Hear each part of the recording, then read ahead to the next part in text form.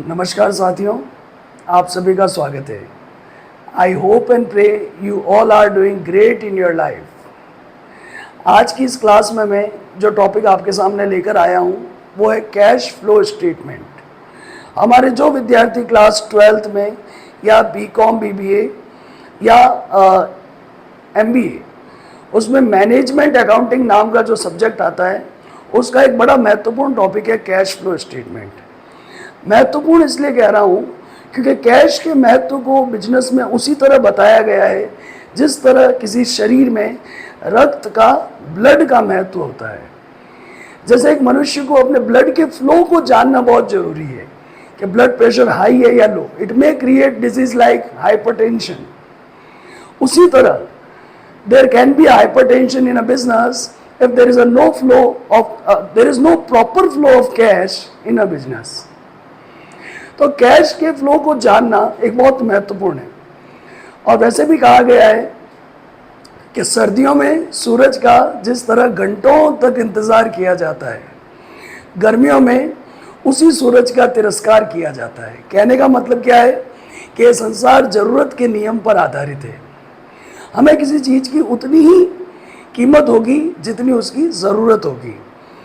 तो बिजनेस के अंदर कैश की चूँकि ज़रूरत ज़्यादा है तो उसकी कीमत भी ज़्यादा है, तो उसको जानना भी बड़ा महत्वपूर्ण है।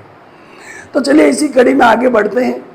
तो आम भाषा में अगर कैश कहें तो कैश का मतलब क्या होता है? रोकड़, मनी, पैसा। बट कैश फ्लो स्टेटमेंट में according to accounting standard 3 AS3 हर कंपनी को अपने फाइनेंशियल स्टेटमेंट में ट्रेडिंग P&L बैलेंस शीट के साथ में कैश फ्लो स्टेटमेंट बना के देना पड़ता है। कैश फ्लो स्टेटमेंट कहता है cash means cash and cash equivalent, रोकड़ और रोकड़ के समतुल्य। अगर आपका पैसा बैंक में पड़ा है तो उसको भी कैश के इक्विवेलेंट माना जाएगा। उसके अलावा एक और वर्ड आता है मार्केटेबल सिक्योरिटीज। आपका वो इन्वेस्टमेंट जो इजीली कन्वर्टिबल इन कैश है, जिसको जल्दी से कैश में बदला जा सके। जैसे कि आपने किसी कंपनी के शेयर्स खरीदे तो आप अगर उन कंपनी के शेयर्स को बेच के एनकैश करवाते हैं तो 48 आवर्स में आपके पास में पैसा अवेलेबल हो जाएगा। तो कैश फ्लो में कैश एंड कैश इक्विवेलेंट के मीनिंग में 3 बातों का हम ध्यान रखेंगे: कैश, बैंक, मार्केटेबल सिक्योरिटी। अगली कड़ी में यहाँ पर जो वर्ड आता है वो है word flow. Flow means what? किसी बाल्टी में अगर पानी पड़ा है, किसी टैप में, किसी तालाब में अगर पानी पड़ा है तो क्या आप कहेंगे उसके अंदर फ्लो है? नहीं। परंतु एक टैप के, एक नल के अंदर जो पानी है, एक नदी के अंदर जो पानी है, उसके अंदर क्या कहा जाएगा? इसके अंदर फ्लो है। फ्लो हर उस चीज को कहा जाएगा जिसके अंदर परिवर्तन होता है, चेंज होता है। तो बिजनेस के अंदर, कैश के अंदर भी होने वाले जो चेंज है, फ्लो, उसका एक स्टेटमेंट बनाना। स्टेटमेंट को आम भाषा में कहें तो एक डॉक्यूमेंट। वो डॉक्यूमेंट जो प्रेजेंट करता है cash, cash and cash equivalent, cash, bank, marketable security के अंदर आने वाले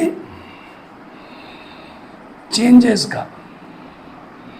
और आप जानते हैं changes can not be possible without actions.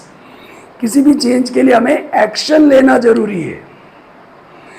अगर मैं मेरी पोजीशन चेंज कर रहा हूं, फिर से चेंज कर रहा हूं, तो सर ने कोई एक्शन लिया है अपने पैरों से, तो जितने भी एक्शंस होते हैं उनकी वजह से हमारे यहाँ चेंजेस होते हैं। अब बिजनेस में तो numerous number of, endless number of actions होते हैं। बट AS3 ने बिजनेस के एक्शंस को, एक्टिविटीज को 3 पार्ट में बांटा है: ऑपरेटिंग एक्टिविटी, इन्वेस्टिंग एक्टिविटी और फाइनेंसिंग एक्टिविटी। किसी भी बिजनेस को चलाने की जो एक्टिविटी है वो उसकी ऑपरेटिंग एक्टिविटी है। That means purchase, sale, expenditure, business expenditures, business terms. Business के अंदर एसेट चाहिए, इन्वेस्टमेंट चाहिए, इन्वेस्टिंग एक्टिविटी। बिजनेस के अंदर फाइनेंस चाहिए, लोन चाहिए, कैपिटल चाहिए, वो financing activity. So this is what the introduction. Video के अगले पार्ट में मैं आपको कैश फ्लो स्टेटमेंट के फॉर्मेट को समझाऊंगा। तो कैश फ्लो स्टेटमेंट की summary cash means cash in cash equivalent, cash में आने वाले चेंजेस का statement. Thank you so much.